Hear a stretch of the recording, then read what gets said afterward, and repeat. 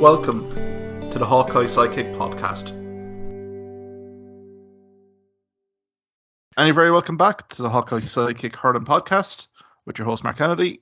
Joined again this week by Kieran Collins and Ruairi Walsh. How are things, lads? Hey Mark. You good, Mark, yourself? That's your grand now.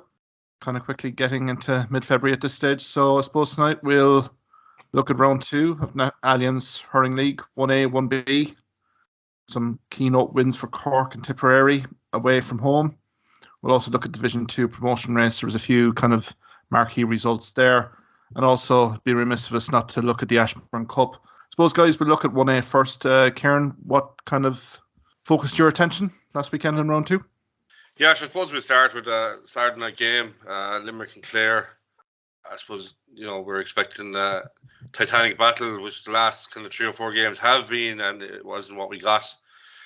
I think the teams are at complete different intensities. Limerick from the start were playing a high tempo, and Clare, for whatever reason, weren't up to the pace.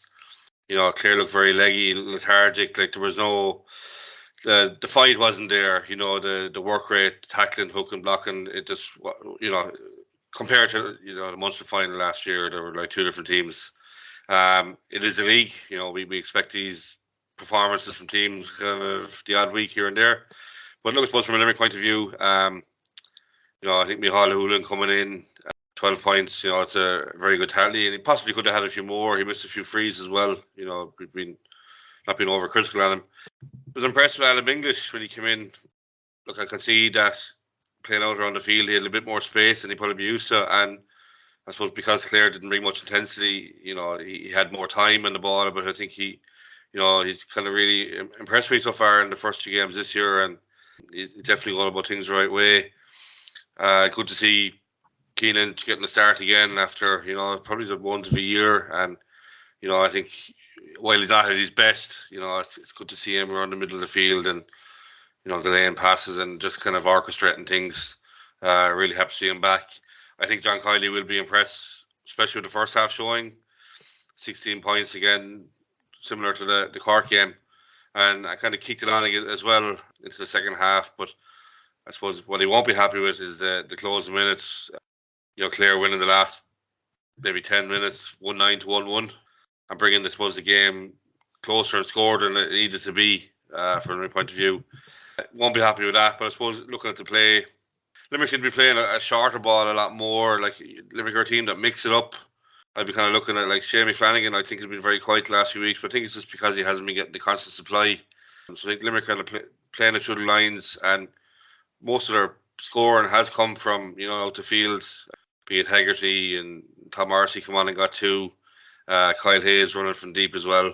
So they just seems to be playing a little bit more shorter. Whether they'll mix it up as the summer goes on, I suppose, is yet to be seen.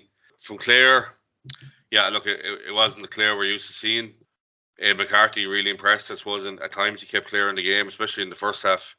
But like 1-1 from play in the first half is just not good enough, for any country team. Got David Reedy coming on, scoring 1-2, and I think maybe he won 2 frees as well, which were pointed. So there's a massive impact from him off the bench. And I'm sure Clare won't panic. Tony Kelly, Conlon, Shane O'Donnell still to come back. One player for Clare that kind of was a bit of an enigma really is Aaron Shanahan. Like, he's so much potential and he's shown it, but he never really kicked on to the next level. I suppose Rory, you'll probably know a bit more, but like you hear about Shanahan for club scoring maybe 3-3, 3-4 in games, and I don't think he's brought that to Clare on a consistent level. Clare have some very good young, especially forwards like Mark Rogers and the player on form at the minute, especially in Fitzgibbon. But I think Shanahan just kind of, you expect now for it to be putting his hand up and to be taking the jersey and making it his week in, week out. But look, yeah, it's league. I'm sure these teams will have a battle later on in the year again. I suppose from a Limerick point of view, I suppose at the minute we're happy with how we're going. Rory, get you in there. From a Clare perspective, what's been the overriding feeling after that game against Limerick? Yeah, at one stage midway through the second half, I think Clare were down 13, 14 points, and it looked like this could be a really embarrassing scoreline. Even if, as Kieran alluded, like that it didn't look like they were too bothered about the result of the game, but you don't want it to put in a situation where it's demoralising for some of the players out there, especially the the newer guys getting their go. And it wasn't until David Reedy came in, as Kieran said, that kind of steadied the ship a small bit and brought a bit of respectability. It seemed to me like he was a guy who was sitting on the sideline for the first 45 minutes, just watching on and not happy with what he was seeing out there, and said, I'm at least going to try and make some bit of a difference. And only that brought a bit of a resurgence and a bit of respectability to the scoreline, because it could have been a pretty demoralising scoreline in the end. And it was hard to believe that it was 6 points, because the standard of play between both teams was a lot more than 6 points. I suppose other positives from Limerick: Peter Casey coming back in, scoring the 3 points, and I thought Kyle Hayes didn't skip a beat, really, did he? In terms of the half-back line, coming in with 3 points as well. So I think some positives for both teams. And I mean, Clare, you could say make performance, but at least they fought to the end. I think the 1-9 to 1-1 ending, I think, was maybe a positive note here, Ruairi, particularly for Clare, that, at least there was a bit of pride salvaged at the end. I mean, as Kieran has said, some of the big marquee guys to come back in again. So, it could have been a hell of a lot worse. Look, it did show. It showed that there was some fight at some stage. Pity there wasn't a bit more fight earlier in the game, when the game was still in the melting pot. But look, it did show at the end that I presume the players looking up at the scoreboard thought, we can't allow this, because there was a huge crowd went in from Clare as well. There was a big attendance at the game, and there is a level of responsibility on players to put in some bit of a shift in a performance anyway for the fans. And as we said, it could have got out of control. And look, it is. We pointed this out last week, that this game was probably one of the games that looked most like there might be a bit of shadowboxing in it. Last year, I presume, when the teams met so often, that you kind of have to, from a Clare point of view anyway, choose your battles. And I'd say Lohan kind of straight away had this one kind of thought, if we're going to come to the Gaelic grounds and beat Limerick, there's no point doing it in February. It's the game in April is the one, really. I think as well, Mark, for Limerick, I was really impressed with Shane O'Brien. I think he did a great battle all game with Ruairi Hayes. Like, Ruairi Hayes is one of the best cornerbacks in the country, and it was a good physical battle, and great to see him kind of, he scored 2 points off him, but that he didn't shy back, and he really held his own. And like, for a young guy, that's it's a very, very spirited, great game. And I suppose from Limerick point of view, like, the young guys are really putting their hand up at the minute. And the interesting thing there, Kieran, is his father is a Clare S&C coach.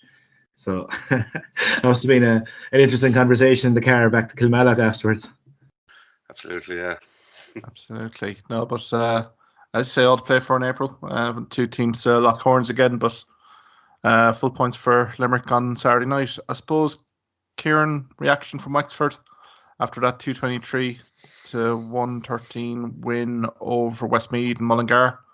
I know Dara Egan was a bit critical in terms of shots on target and shots going over. What's been the reaction down in Wexford to that win? Yeah, look, I suppose if you look at the team, it's it was probably experimental, to say the least. Lee Ching going off at half time. Ross Banville come in, and there's a lot of talk about Ross Banville down here, that get him in, give him a chance. He's a really, really deadly free taker, and I think at least that's what Wexford need. Like, Chin was not at his best on the frees, obviously first game back, but they're lacking a free taker, and maybe Banville is the answer to this, or at least give him a chance. Yeah, 19-20 wides. I think it carries on from the game last week against Galway, where I think shot selection is an issue.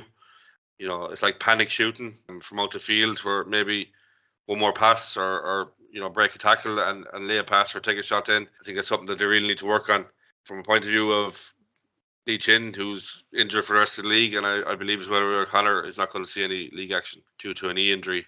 Not even sure what way he's going to fare out for the championship, but I think it's a blow. But maybe it's another way it's good that it kind of forces Egan's hand to keep going with the younger guys. There does seem to be a lack of maybe quality off the bench, but I suppose if you know optimal to play him, it may be a good thing in the long run. I just think when the likes of an injury comes in, it's cover issues. Like, Liam Ryan was injured, and Damien Reck, who's probably one of your best attacking backs, has to go into full back. I think that shows the depth that might be in Wexford. So I think if certain players, crucial players to the team, go injured, it's the worry is who slots in there. Absolutely. Rory, we'll get you in here. So what's been your initial impressions of Wexford in these first 2 games of the league? Not good, really. The first game against Galway was their chance to, put down a bit of a statement at home, and it didn't happen for them, especially second half fell away. Look, they were kind of at a hiding to nothing going up to Westmeath because of the score Clare had put up in the previous week. They're probably under pressure to, put up a big victory. Look, 13 points is a big victory, but as Kieran said earlier and Darragh Egan pointed out, you're looking at against Westmeath, you can't be really hitting 19 wides, against a team that may not be applying as much pressure on the shot as you're going to get from a Kilkenny or a Galway later on in the championship. So that is a real worry. From a Westmeath point of view, like this was the game that we even said this last week. Looking at their fixtures, this was the game where they could really, put up a fight all the way maybe to the end. And the fact that it didn't happen and they lost by double figures again is a real worry. And you just have to wonder now, would Westmeath, in terms of development, be better off in with your Kerry, Kildare in this league? Because I don't see how getting 5 beatings is going to help them develop, and it's just going to demoralise. What player is going to really bounce into training Monday or Tuesday after that game, after 2 weeks in a row? Looking forward now to Cork on the horizon, Galway on the horizon. It doesn't get any easier, and Limerick, of course. So they're the last 3 fixtures they have to face. So maybe the GA have to have a rethink about the format of the league if you're going to have these games in it or teams in it that are just off that level. And I know people will say, well, didn't they draw with Wexford last year in the championship and they deserve to be there in that account? But looking at the performances so far and fearing what's about to come for them, it's, the present results seem to indicate otherwise, that they're maybe the GA should rethink it. They could do a system where maybe you have your group of 4 or 5 and you play a random selection of 2 teams from the other side to bring up the fixtures to 5 or 6. So let's say, for example, Clare might play Kilkenny and Tip from that group, and Limerick might play another 2 teams from that, Dublin and Kilkenny. You know what I mean? So something like that maybe, because there isn't enough strong teams to have 2 groups of 6. That seems to be quite evident after 2 rounds. I think Westmeath as well, scoring only 1-7 from play against an experimental Wexford team, I think that kind of shows you what level they're at. And, taking hidings week in, week out, albeit it's the league. As you said, Rory, I'm sure it's hard to have any motivation to pick yourself up and go training on a Tuesday, Wednesday night. I think, yeah, I agree that maybe they would be better off with Kerry and be competitive, and it probably would bring them on more from it, playing teams at a similar quality. Yeah, it started well for Westmeath. There were 5 points to 3 up after about 13 minutes here. I suppose Joe Fortune can point to the McCabe goal, very well worked after the McDonald opener, but I suppose it really was all Wexford in that second half, and the Killian Doyle's dependency as well. Kieran, you've kind of alluded to it here, haven't you? He scored 9 points, 8 from free, so again, there's not much production coming from the forward line unit either, so I think there's ominous signs here for Westmeath. It doesn't get any easier, does it, with Cork, Galway and Limerick here to conclude the league, so facing that into maybe a relegation final as well. So yeah, it's been a poor start for Westmeath, but again, Wexford have points on the board and they'll look to improve anyway, obviously, from that performance. I suppose, Rory, Nolan Park, Kilkenny, Tipperary's first win in Nolan Park in 15 years, but I suppose at what cost with Paddy Cadell and Cathal Barrett looking at long-term injuries here?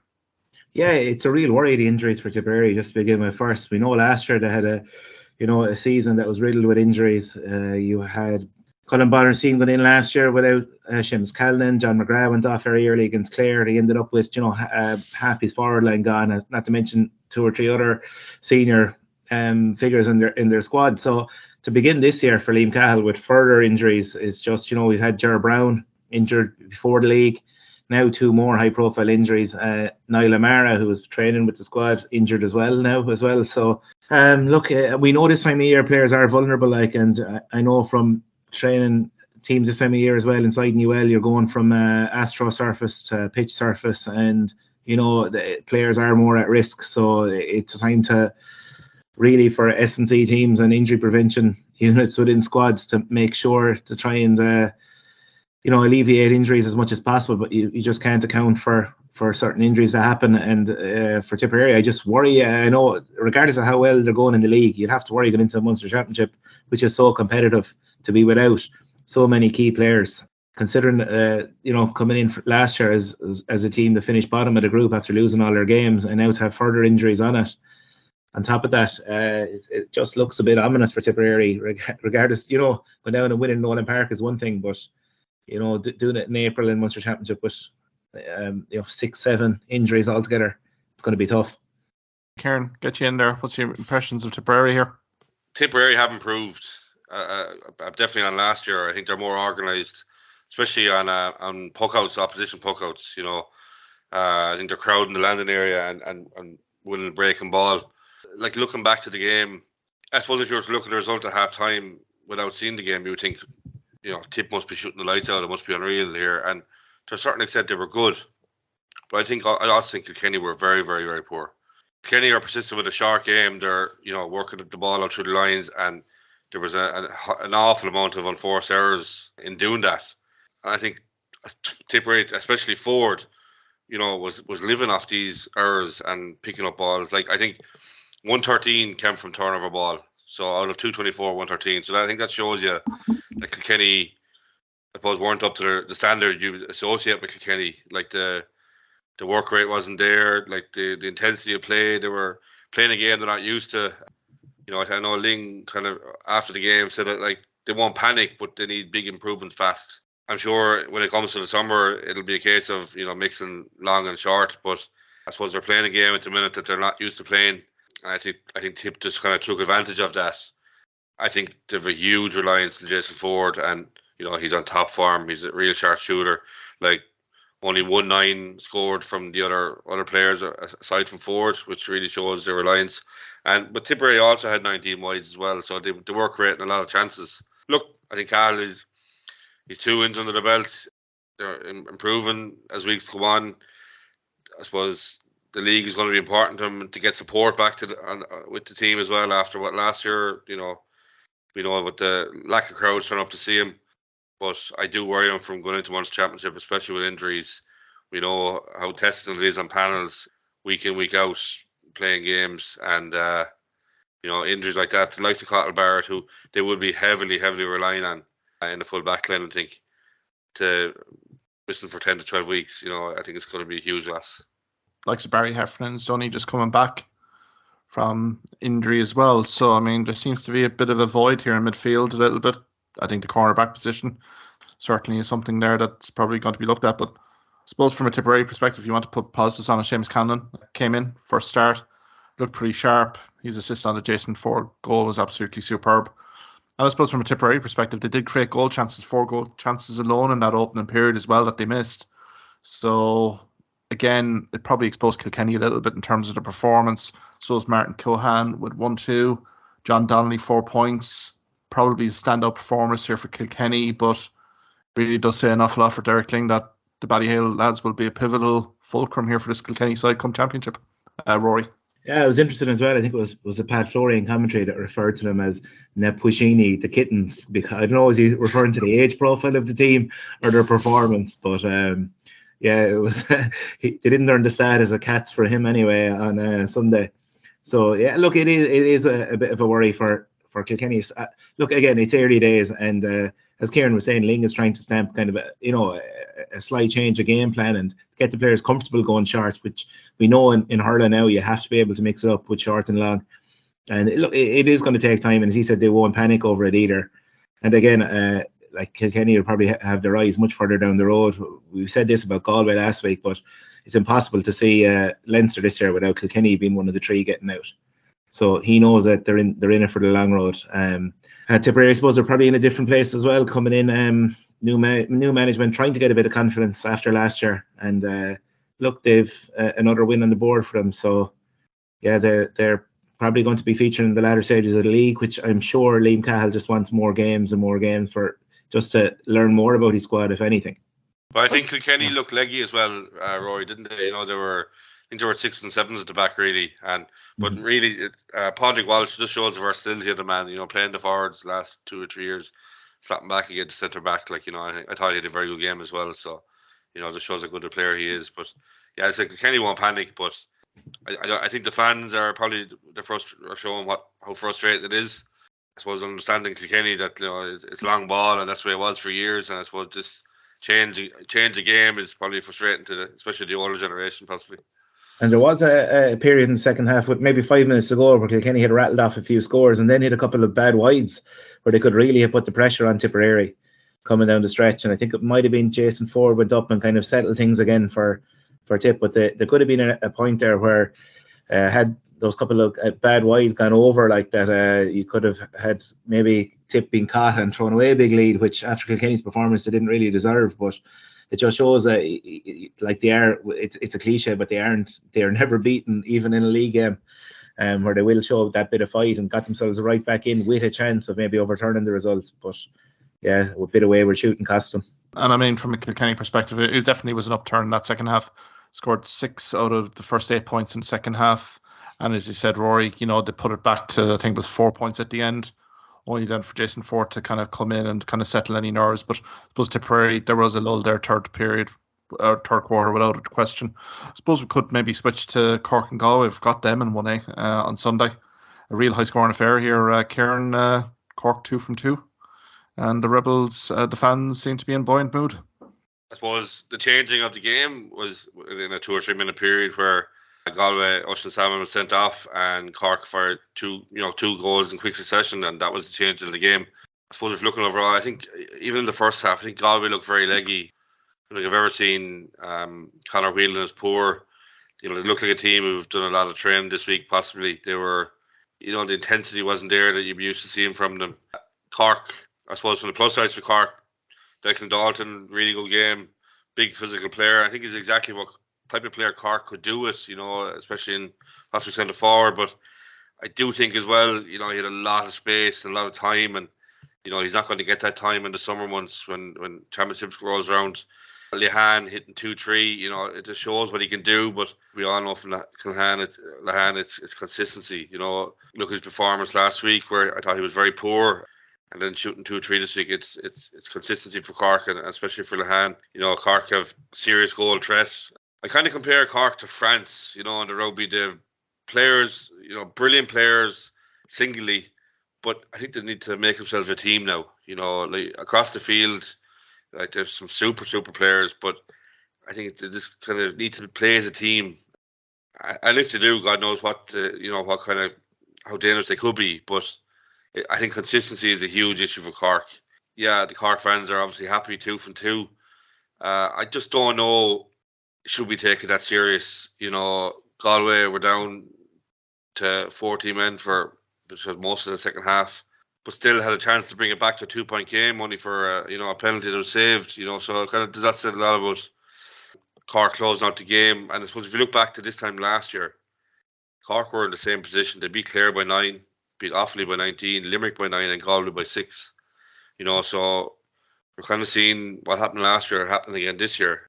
So yeah, for now, I'm not going to worry about Cork too much in that regard. But I do think, from Pat Ryan's point of view, I'm sure he'll be happy 2 from 2, and I think Cork will be one of the teams, along with Tipperary, featuring at the latter stage of the league, and possibly could be, could go on to win it even.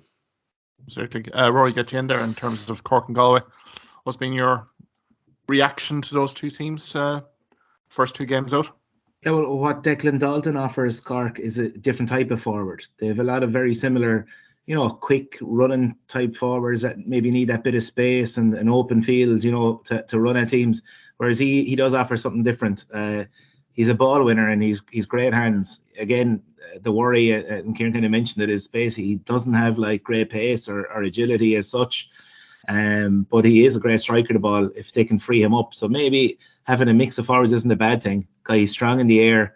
You can go long to him. And then if he's kind of looping around, if the forwards are creating space and he's peeling off and he's a guy finishing the shots off, there is a place for him in the team. And I just found that the last few years, like Cork seem to, they could put out 6 forwards that could really rotate in any position because they were all pretty similar in style, and it is no harm to have a player that does a different type of forward as such. Galway, it's one thing interesting. At the very start of the game, Galway's first 2 points were goal chances, and they tapped them over the bar. And I'm just wondering, like with Shefflin and Kilkenny, the way they ruthlessly go for goals at the start. I guarantee you, a video work this week, he was showing back those 2 chances and saying, goals are on here. First minute of the match at home, you go for them, because at the end they came back to haunt them. So look, it is maybe a small lesson they could have learned at the beginning of the game. Again, look, we're talked about a few teams that looked a bit kind of leggy and off it, and you don't know what block of training has gone in. Galway maybe as well. They kind of figured we go down. We won at Wexford, and maybe we'll put a bit of work in this week. We'll still be in the shake-up of things later on in the league. They'd be thinking that way, but look, if that wasn't the case, it's a rude awakening for them as well, because it isn't often they get turned over in Pearse Stadium in the league, and they'd have fancied their chance going into this regardless. But it's kind of they're both teams with question marks. Okay, Cork has started well 2 out of 2, but as Kieran said, there's huge question marks still over them. Consistency being the big word with a lot of their players. And Galway as well, kind of a similar, like we all know the talent that they have, but just getting them to produce it. Everyone keeps every year expecting them to, put in these big performances. And then last year, like out of nowhere, All-Ireland semi-final, they throw in a mammoth performance, nearly win the game, could easily have. And so you just don't know what you're going to get with them either. I think for me, why I think they were off, at least 3, if not 4, of the Cork goals. Result of Cork player bearing down a goal, and no Galway defender came out to close down the attack. So I think that's, for me, a team that's tired or, not up to it on that day. Cork just, came in at their own, as they willed, and easy finishes for them in the end. I think at the other end for Galway, I think Sheffield will be very happy. Martin McManus scoring 1-3, so they have options as well. It's kind of like Cork. They have players, front forwards and backs. For Sheffield, it's kind of a case of finding players to step up on big days. They can't rely on Conor Whelan all the time to do it. Conor Whelan kind of really did experiment out in the 40, didn't he, a bit? Particularly in that open period. He was on Kieran Judge for a little bit. He rotated around the wing forward position then a little bit. But I suppose Martin McManus probably could be defined here for Galway, particularly in the inside full forward line. Standout for Loughrea last year in their passage to the Galway Senior Hurling Championship final. And also Collins as well came in as well. Kind of lit a fuse under a few of the home crowd as well. Came in with a nice little burst as well. But I suppose lads, Dahi Burke not in full back, 4 goals conceded. I mean, as you said here, defensively a little bit all at sea here, Galway. Dahi Burke is looking like a big fulcrum again for Galway come championship. Kieran. Absolutely, yeah. I just, it was the goals for me that kind of, showed that, okay, mate, look, it is a league and we don't know what work rate or what training block went on this week. But I think it was very, very easy for Cork at least 3 occasions. And, come championship, for Sheffield, you'd hope that that threat would be closed down straight away. Not coming down to close down an attacking player. It's, you'd expect it regardless what time of year it is or what competition it is. Good start for Cork. Galway probably in reflection mode a little bit. Cork come away with spoils. I suppose Waterford travelled to Portlaoise on Saturday night. Ruairi, is there a discipline problem here in Waterford? Another red card. Mikey Kiley may be unlucky to get a red card, but 3 red cards in 2 games doesn't read well for Waterford and with officials heading into championship season. Yeah, the only thing is it's happening early in the league, and I suppose like we had this kind of with Limerick early in the league last year, and it's probably the best time for it to happen because you can earn it out in time for championship. But yeah, look, it should they get another red card in their next game, that would be 3 games in a row. It would be serious questions asked maybe of of Davy Fitz involved. Is he getting players to tackle in a disciplined way, not lose the rag? And we do know that there are a couple of volatile players in the Waterford team that in the past have been like Austin Gleeson, has been risen by opposition in the past and gotten red cards as a result. And it's just something I suppose that Davy has to be keeping an eye on, because you don't want to go into a Munster Championship game red card early in a game. You're at a hiding to nothing then, and 3 red cards in 2 games. It has to be a worry. But look, as I said, it is early in the league, and if it's going to happen, and he's loads of time to fix it anyway. Kieran, what's your opinion on backroom staff members behind a goal here, instructing the keeper where to puck to? Yeah, sure. I suppose it's a known trick of Davies, really, isn't it? Be it someone up in the stand or behind the goal. Yeah, I mean, I don't know. If it's something that they require, albeit I don't have much of an issue with it. Whatever they think, if it gains an advantage to win the game, Davies going to try different things anyway, just to, for his own. It's because it's whatever he does. He just does things off the cuff and kind of peculiar maybe at times, but I don't see a major issue with it. Lads, this game was in the melting pot up until 43 minutes. Laois were actually in front 2-12 to 113, given that the early red card for Mike Kiley. Milani coming in with 2-2. But I suppose, lads, we have to take positives here for Waterford. Probably Neil Montgomery, probably one prominent performance, but also the scoring of 118 and 11 points off the bench, particularly in that closing quarter. I think there's a few pleasing factors here, Ruairi, for Davy Fitz and the management really to kind of look at from video analysis this week of the game. Yeah, and as we said, they were in a position where they were in trouble. They were a man down and they were a point down, and yet they rallied and finished the game quite comfortably. And also just watching Fitzgibbon tonight with Gavin Fies showing up really well and Ruben O'Halloran for Waterford. Like, Davy has players coming through. He doesn't have to stick with the same team that's been there for the last few years. He can mix it up a bit now because there are talented players at his disposal. The only thing I would say with Davy is that Waterford are expecting things now with this team. They reckon last year was a kind of a blip in terms of the development of this team. They see the team as being, as Derek McGrath was putting it before ball was in the Munster Championship, as the team to challenge Limerick.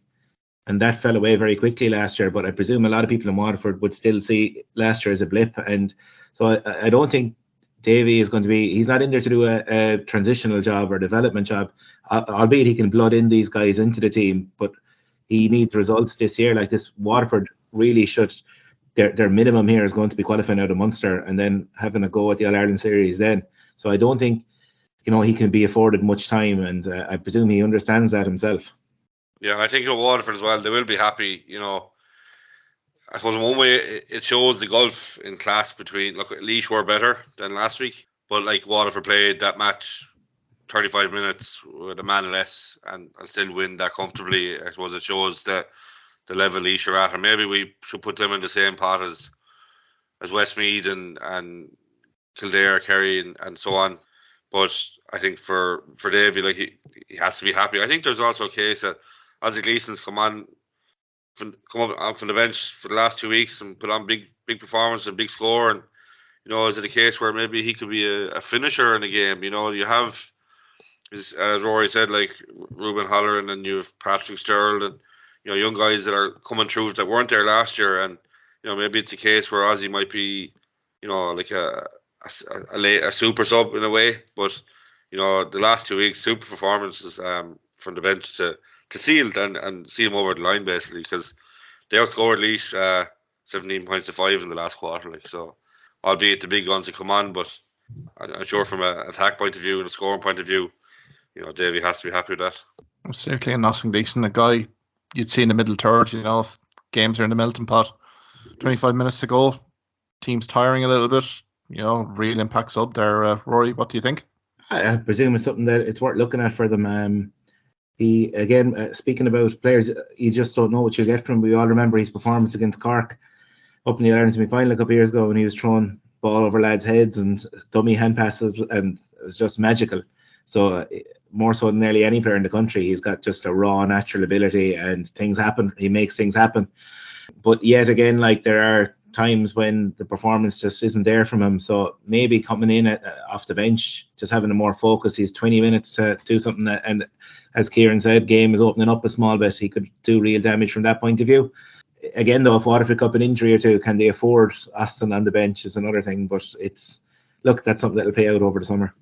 Again, it's going to be fascinatingly poised for round 3. So for Waterford, I suppose to conclude on the 1B action here, Dublin beating Antrim by 3 points, but I think the overriding impression from Darren Gleeson and also Micheál O'Donoghue was probably a frustration here. Dublin winning 28 points to 219, But probably Dublin, a late collapse again in the last quarter, allowing Antrim back into it. And Antrim probably counting the cost of some bad wides, particularly in that third quarter. So, again, it shows Antrim being very competitive here, Kieran. Not getting over the line, but these two do get it on again in the first round of the Leinster Championship. So I suppose Dublin have been warned here in terms of Antrim and their potency. From the highlights I saw, like Dublin did look very good and they look completely in control. Really impressive point taking from Dublin, especially from distance. And like, I suppose if you are O'Donoghue, you really are. Like, they were 10 points up, 65 minutes gone. Unanswered 1-4 from Antrim. Like, it made the game closer than it needed to be. So I think O'Donoghue, he won't be happy with the man or the goals as well. They came from nothing for Antrim. But yeah, look, Antrim have some very good attackers. I think they'll take some to be some motivation from that game and how close they pushed Dublin in the end. But I think really if Dublin, the 11 different scores over the game, there's a few positives there from Dublin too. I suppose it will be motivation for O'Donoghue to use against these lads as the year goes on. But I think Dublin should have been more in control at the end of that game because over a whole, they were definitely the best team. Yeah, Rory, get yourself in there. Dublin and Antrim, your impressions in the first two league games? Yeah, well, you had Donald Burke again scoring 5 points from play. Unbelievable striker the ball, and from any distance, as Kieran was saying, he's just a great forward. Maybe Donoghue might think about maybe resting for a game or two and just seeing how the rest of the forward line work without him. Yeah, that could be something that he might have to think, because there's going to be stages in the championship where maybe he picks up a knock or whatever and they're without him. So I think, and also it gives a chance for somebody else in the forward line to step up in his absence, just in case an injury does arrive, because there is still an over-reliance on him. Keelan Malloy got 2-1, superb player for Antrim. Again, what we mentioned about Antrim last week is still true. They're really competitive, but they need to bring that through now when they do play Laois in the group. Not get sucked into another game where it comes right down to the wire again, because they should be better than that. And I just see them maybe this year in the Leinster Championship as definitely being capable of a good shock or two. They are still progressing. We see from even Dunloy, the standard of club hurling up there is really strong, as we know. And you're just kind of hoping that they'll build on this. And we've been in positions before where they've had a decent league campaign and have been competitive, and they didn't build on it. So we're hoping that this time they bring it all the way through and do get that shock in the Leinster Championship, like that has been maybe forecast there for the last couple of years. I totally agree with you there, Rory. Particularly up in Corrigan Park, is becoming a bit of a fortress there for Antrim hurling. So no one would like to go up there. I mean, look at Kilkenny in round one. Got a win, but again was pretty competitive throughout. So there are good signs here for Antrim. Dunloy, I suppose, with the club hurling as well. They've shown good flashes here. So it'll be an interesting watch. I suppose, guys, we'll preview next week round 3, but just to kind of confirm the round 3 fixtures ahead of next weekend. We've Cork, Westmeath, Wexford, Clare and Galway, Limerick in 1A. And in 1B, Dublin, Tipperary and Croke Park on the Saturday, the 25th. Waterford v Antrim and Walsh Park, and Laois entertaining Kilkenny in O'Moore Park in the Midlands Derby. So we'll preview that all next week. I suppose, lads, it'd be remiss of us to kind of not look at Division 2, because this is, I think, personally, looking to be a real ding-dong affair in terms of promotion. Again, a few fixtures up for decision, and there's some marquee results here, guys. Kildare winning it right at the death, 117 to 19 points against Down. Offaly had a stuttering start against Derry, admittedly, but Owen Cahill coming in really steadied the ship, and a 33 points to 115 win over Derry. And then probably the marquee fixture last weekend, Kerry got the job done against Carlow, 18 points to 113. So again, nicely poised here, guys, isn't it, from Kildare, Offaly and Kerry in a promotion hunt here. Yeah, and I think as well, Offaly were in kind of a bit of bother, and Owen Cahill just kind of shows how important he is. Came on and scored 12 points. Offaly hit 20 second half points. I think Kerry probably had one of their bad days where Carlow were down to 2 men to 13. Kerry having a real off day, but getting the job done. And I suppose Kildare, yeah, it's going to be a good finale when these teams start playing themselves as the next few weeks come on. Yeah, it really looks good here, Rory, doesn't it, in terms of round 3, 4, 5. I mean, I think we're realistically calling it here. It's probably one from Kerry, Offaly and Kildare going up next season. So kind of delicately poised going into round 3. Yeah, and Down are capable of putting a spanner in the works for some of those teams, because they had a red card, remember, against Kerry in the first round, and still ran against Offaly, in the first round, and still ran Offaly really close, despite being down to 14 for most of the game. Again, Kildare, they gave Kildare big fright as well, and so like, you know, they're going to have a say in this yet. May not get up there themselves into a final, but, you know, could scupper another team's chances for sure. Carlow showed a bit of a revival. We were talking about the shocking result they had in week 1, where they were at home, like really humbled by Kildare with, you know, again, a double-digit defeat. But they rallied, like went down to Austin Stack Park and ran Kerry to 2 points. So it does show like that there is a bit of pride there. And again, we're talking about 1A, not knowing what teams are putting in. Like, it's very hard to know in Division 2. What effort has been put in midweek with certain teams as well. It is a very competitive division.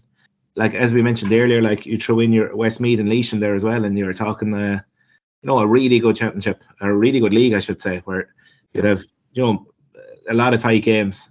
And the team that does come out at the end of it then is probably better poised to go in there maybe into a provincial championship, coming off a competition where they've earned a win as such, and earned a trophy. So, yeah, look, it's just something to think about, I suppose, for the GAA going into next year. It'll be an interesting round 3. Probably the marquee fixture here is probably down in Kerry. Kerry entertaining Offaly. On Sunday, the 26th of February, we have Carlow against Down. No love lost between these two after last year. And then Derry and Kildare as well, for completing the round 3 2A. So you will keep monitoring on that anyway, and get reaction next week and the following week on those games. I suppose we can move away from the Allianz Hurling League and focus in on the collegiate championships. I suppose first off, Fitzgibbon Cup. Ruairi, Kieran, get your reaction. Fitzgibbon Cup action this week. Yeah, so UCC, University of Galway earlier this evening. I think UCC be kind of kicking themselves. I think they were kind of in control for best part of that game, and a late Galway revival. Great Tiernan Killeen point to level up the game. Take his extra time, South extra time, and won by 3 points in the end. But, you know, really impressive performance from Nyland again in the freeze. You know, he's kind of flawless in the freeze, really. Thought Killeen had a great game. Kilcannon chipped in with a few points as well. So I think Cork will be kind of, you know, regretting I think they were in control. They probably were the best team over definitely the first 60 minutes. Galway rallied late. And the other side, UL and SCTA Waterford, they're really kind of close game all along. I suppose the class of UL in the end saw it out for him. But I was really impressed with Fitzgerald and Ruben Holloran for Waterford. You know, I think they were the 2 marquee guys for UL. I think, you know, Gerald O'Connor, really good in the freeze. You know, I suppose UL have class all over, but a really tight game, and I suppose it'll tease it up for a good final on Saturday coming. Absolutely. Ruairi, get your reaction there. Yeah, just on the UL game, like Waterford threw everything at them, and it was actually, you know, the much lauded forward line, it was actually the backs that dug it out for UL tonight, and Dean Mason made some unbelievable saves. So there was, I don't know if you'll see this clip back, but there was one point blank save where he was on his back and then got to hurley up again to save the shot in off the rebound. So incredible stuff. And then in the last puck of the game was a 21-yard free and another stop by Mason on the line. So yeah, but Mason, TJ Brennan, like really, like, because Waterford were causing them huge problems. Then also you had Colin Coughlin chipped in with 2 points from the half back line, Brian O'Mara with another one. So the forwards had not fired tonight for UL, and it was basically the backs kind of got them out of the hole tonight, and they'll, you know, take a deep sigh of relief coming away from Waterford tonight, because they easily could have lost that game. It was there for Waterford, and I'm sure Brian Ryan will just be delighted they got over this one. And yeah, like missing Rogers there as well, like it's grand saying they have all this talent on the bench or whatever, but when you've a guy who's kind of doing it week in, week out and is missing, then somebody has to step up all of a sudden in Ireland semi-final, and it's easier said than done. But yeah, I think they'll take heart from how they fought it out and gritted it out, and it just shows that, you know, coming through games like the UCD quarter-final where it was, you know, very one-sided, that they're able to win tight games as well. So, and there's no doubt like the final could be, you know, right up there, because Galway will fancy their chances as they always do when they get to Fitzgibbon final. So look, should be a cracker. And look, it is kind of worrying, I suppose, that it's come up a lot about Sigerson and intercounty football, but you do see a lot of the guys playing in the Fitzgibbon like being thrown out again at the weekend. And it is a worry. Like, Rogers played 3 games in 6 days there. Like, is there a need for Lohan? He knows him, like, and he's got 3 other league matches to go. And Brian Lohan being heavily involved in Fitzgibbon himself as manager of UL previous times. Like, they must know the load that's been put on these players, and just I don't know, especially players that, like, he knows a lot about what Rogers can already do. Like, does he really need to throw him in against Limerick in the Gaelic grounds and have the likes of Tony Kelly giving him a night off? Maybe throw Tony in there and corner forward for a bit, just to, you know, get through this period of games before the Fitzgibbon Cup is finished, you know? Yeah, absolutely. Because you took the words out of my mouth here, Ruairi. Probably bringing you back in here, Kieran. Just in terms of even, you know, training minutes, game minutes of these guys, particularly third level into intercounty. These first 2 rounds at fixtures, we've seen an awful lot of up and down performances from intercounty teams. Should we just run a rule over the first 2 rounds, given so many third level guys are playing Fitzgibbon, playing intercounty and training here, that maybe we should evaluate the league maybe further on, maybe from round 3 onwards? Yeah, or I think even from as Rory alluded to, a player welfare, like, and I think, you know, Mark Rogers isn't the only Fitzgibbon player to be playing for its county at the weekend as well. You know, Adam English played a full game as well. And even for Galway, like Nyland played, you know, so they're not just, it's not just, you know, players here and there. These guys are playing at the weekend as well as midweek. And, you know, it is a hard, like 3 games, 6 days, and heavy ground as well. You know, it's not summer ground. There is a long year there, and there's a long part of the year where maybe the Fitzgibbon's fixture list could be changed, you know, just to allow, or the league fixture list can be changed just to allow it to, because it's a great competition, and there's some very good hurling and football in Sigerson. You know, it's very important, and, you know, I'm sure there'll be a big crowd in Walford on Saturday to watch the final, and, you know, we all want it to happen, but I think, yeah, the crossover between the early rounds in the league and the Fitzgibbon, it's not ideal for players who are going to be caught playing both. Congratulations anyway to NUIG Galway and University of Limerick, again, identical final to last year. So I think it'll be a wonderful occasion down there in Walford. So best of luck to both teams. I suppose moving on from Fitzgibbon, Rory, we have you on the Ashbourne Cup. First off, we have to congratulate TU Dublin on their maiden final win, beating UCC in a very exciting game after extra time, 111 to 13 points. I suppose Antrim's Roisin McCormack coming up trumps there with 2 clutch frees at the end of regular time and also an extra time to win it.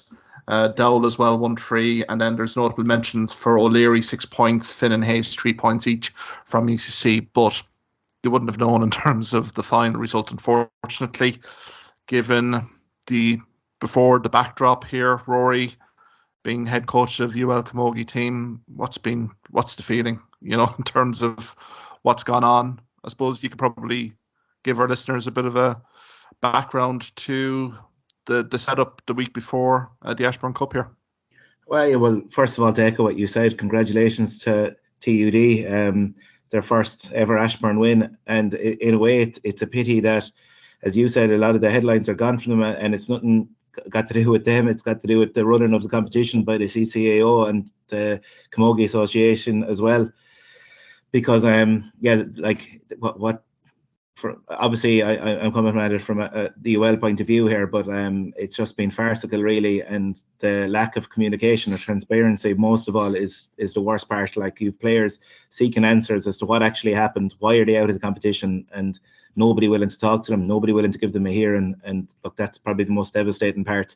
But like, that's taken nothing away from TUD, who on the pitch went out and that gave 2 huge performances, semi-final and final, and hats off to them. But look, I suppose from our point of view, as far as we were concerned, up until 9:19 a.m. on Wednesday the 8th of February, we were going to the Ashbourne finals weekend. And for people who aren't really up to date and things, like, before we played Maynooth in our final game, we sought official clarification as to what score we needed to win by in order to qualify, and we were assured it was 33-point win would be enough. There were 5 scenarios based on the potential result of that game with Maynooth, which both ourselves and DCU, who were the other team affected with the score difference, were made aware of by email the week before the match. We were not informed ourselves of any issues with the sentence at that stage, It had been posted on social media. It was up on Instagram and Twitter and everything from the CCAO. And actually, incidentally, those standings are still there. And the standings going into the last round are still there for everyone to see. Anyway, look, after achieving our target and winning by 34 points, which, took a lot of doing in itself, we were immediately congratulated in person at the venue by the chairperson, then on social media, and then the next day, an official email congratulating us and inviting you all to the Ashbourne weekend. So kind of 2 days later, on the Thursday, we were made aware DCU were querying the table and that the scoreline that the CCO had from their victory over Maynooth on the 29th of November was incorrect. Now, you might wonder why they queried the table after the game and not before the game. But look, we took it at the time when we were told about it. We, from a UL point of view, didn't think any team should be knocked out by a human error with score difference. So there was a meeting between ourselves and DCU with the CCAO as well, and we offered DCU a playoff game, a one-off game between us, because we felt it would be very unfair. At that stage, we were going through, but DCU refused that, and they asked for it to go to the board. So we didn't even know what board. It was just at the time the board, but we're still not sure whether that was an official appeal. Like, did they get an appeal through the secretary of the club, whatever. Like, these are the questions we don't have. Like, we presume DC would lodge an appeal to the group standings, as that is generally how the THDC become involved. So the THDC are the overall Camogie Association, like, as such. They'd be, let's say, the Crow Park of the Camogie Association. So over the next few days, there was complete silence as to what was happening. At no stage did we actually think we're going to be eliminated, as we'd done absolutely nothing wrong. And if an error was made, it was made elsewhere, and we didn't think we'd be punished as a result of it. But how wrong we were. On the 8th of February, as I said, we received a 2-line email from the THGC, which actually read, "The committee confirms that the result of the DCU DE versus Maynooth game played on the 29th of November 2022 is as confirmed by the referee, DCU 620, Maynooth 4 points. As a result, DCU will advance to the semi-final of the Ashbourne Cup." Now, what's remarkable about that statement is UL aren't mentioned in it once, and we're the team that were being eliminated. There's no rule mentioned as to what's going on here with the referee's report or lack of report or scoreline. So when you appeal a decision, you have to appeal a rule. So we're left in the dark going, what can we appeal here? So we were given, with this in such proximity to the Ashbourne Cup, we had very little time to put together, a proper appeal. We saw questions asking for more information, which we felt we were entitled to. Nothing came back. So eventually we put in appeal on Thursday morning, only to be rejected again 11:30 on Thursday night, which doesn't give you much time again. So on Friday, when we sought to put in a second appeal, we were told we were given word that we could put in a second appeal, but it was rejected because we had already put in a first appeal. So that kind of wasted a lot of our time on Friday, when we could have maybe been pursuing other avenues. But look, the whole thing stinks. On Saturday morning, we had a very emotional meeting with the players. We were trying to ask, where do we go from here? And the players were all adamant they wanted to be up in UCD at the Ashbourne semi-finals, just to show CCO that they, first of all, that they felt they should have been there on the pitch, but also maybe to get some answers up there. We thought that if we went up there, jerseys on, and had a dignified protest side of the pitch, like not interfering with anyone playing, and that somebody from the CCO would come over and approach the players and maybe tell them maybe even just speak to the captains and ask them what was going on. But no, it was real weird. It was a really kind of eerie atmosphere up there, and yeah. No one came to speak to you from the CCAO.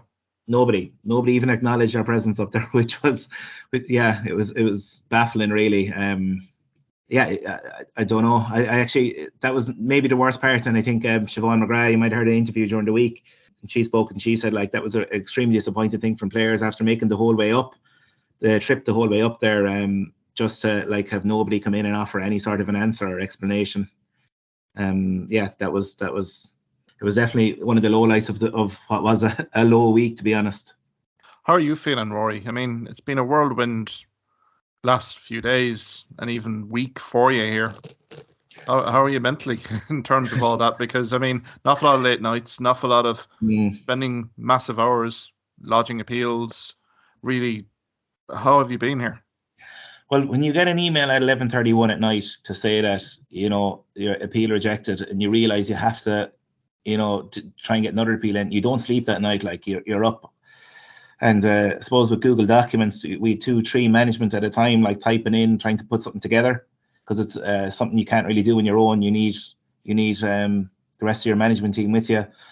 And it's just, I suppose, the really frustrating thing is, like, you're lying in bed, you're trying to think of different ways you can approach it and try and get the players a hearing at least. And because like it's quite obvious how unfair the whole situation is. And that's the remarkable thing. Everyone who's heard the story or I've spoken to, like, just can't believe it, really. Like, there's so many questions, more so. Yeah, so that was kind of that was probably the real, like, thing. It was hard to get a good any bit of a night's sleep when these things are racing through your mind, and just not knowing where to apply to, who to apply to, what rule. And I thought that was the most remarkable thing. Like, we were told, according to the guidebook, we had to appeal a rule, but yet we were thrown out without any rule quoted. So, like, all this stuff kind of, it just, I don't want to use the word it stinks, but yeah, I can't actually, it's the best word I can come up with. Like, the whole thing seems to stink to me anyway. For anyone looking in from the outside, like, when the word came out that UL were actually, printed on the match program, like, really, geez, there's enough cheek for 2 arses, like, haven't they? Just to add insult to injury, like, that it wasn't even modified, and I think as well that from the outside, and the question would be, like, if it was a Fitzgibbon team, and we all know the answer, it wouldn't have happened. There would have been a hearing at least, and you would have had written clarification. But I just, from a Camogie point of view, I do hear that, like, the board or the CCO, they're voluntary organization, or they're voluntary members. So, is it time to, everyone to group together, and, this can't happen, like, be it men's hurling or women's camogie, like, it shouldn't happen, Yeah, and I suppose one thing as well to remember is, like, the people over the teams are all voluntary as well. And it's one thing as well that the players spoke about, like, they're always demanding the highest standards of each other training. Like, we have the commitment made by the players. And look, it's not just UL. I'm sure every other Ashbourne team are in the same situation. But we had girls on work placement, like, coming from, like, Kilkenny, Waterford, back up for training sessions, just unbelievable commitment, like, and for them to be let down by kind of standards elsewhere. And to be honest as well, I think the CCAO have been kind of thrown under the bus a small bit by the Camogie Association, because ultimately it was the Camogie Association that made this decision in the end. How it was kicked up to them, we still don't know, because generally, like, we were looking at the terms of reference of the THDC, who were the disciplinary hearing committee of the Camogie Association, and as far as we could see, you had to, like, appeal or make a full objection to get up there. So how it got up there, we don't know. But look, I just felt like that they were kind of like, these were the people that aren't the student volunteers, and yet they were the ones that decided to eliminate UL without any explanation, without any hearing, and they thought that was okay. And it's the players here who have suffered, like you're talking the likes of Siobhan McGrath, Kate Lynch, in our place, Aoife Prendergast, like, it's their final year in college, like, and I think we had 6-7 final year girls who will never play Ashbourne again, and their last memory of the Ashbourne Cup is, that.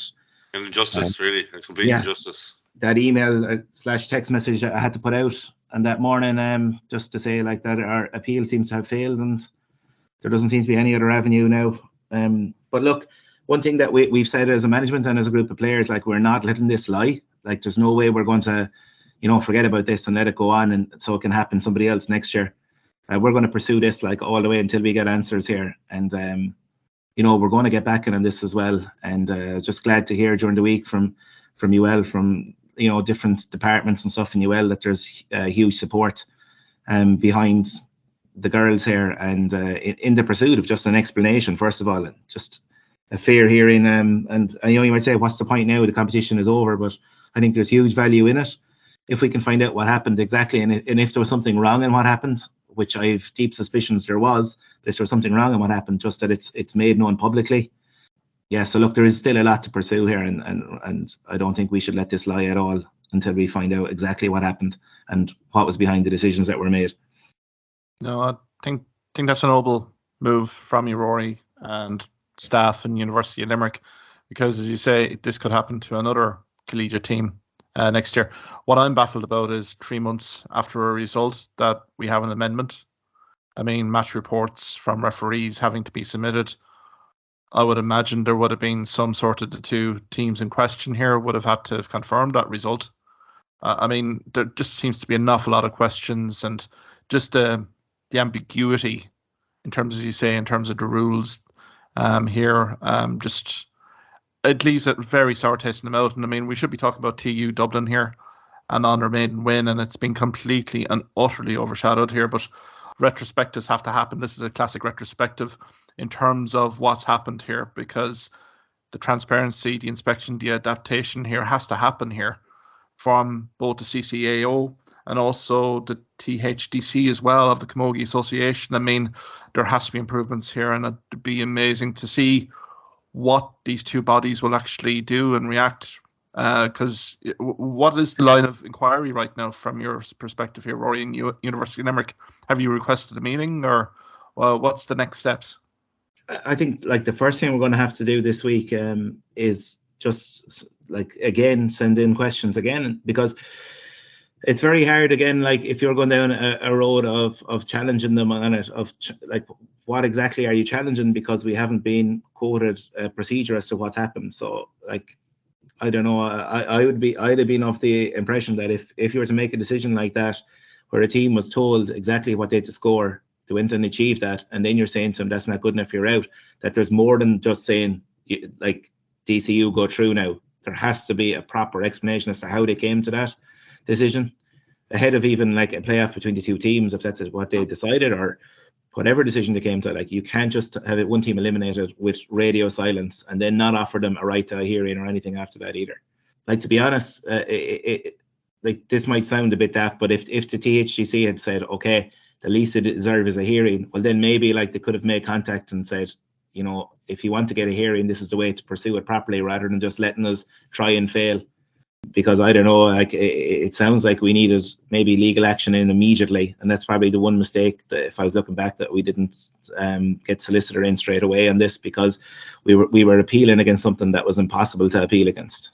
Like when you even have to talk about legal in sports, it really, you know, it really does speak volumes here. I mean, that's it. We didn't think it would ever have to go to that, so that wasn't the first thing that popped into our heads. But now looking back, maybe it should have. And again, look, I just want to finish as well by talking about TUD again. And we played them during the year as well, and they were the surprise package. They had just won the Purcell last year. It was their first year up in Ashbourne with this bunch of them. They were the surprise package. They had just won the Purcell last year. It was their first year up in Ashbourne with this bunch of players. And look, they played hard and skill determination. Like.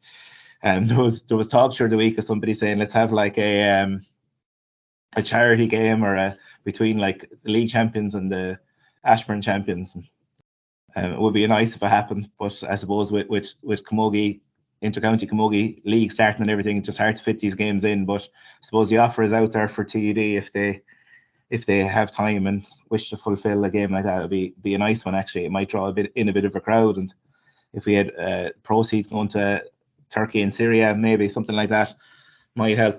Absolutely, Rory. You know, feel for University of Limerick, all the Camogie players, staff, you know, and you know, wish you well in seeking the answers here from a CCAO and THDC perspective here.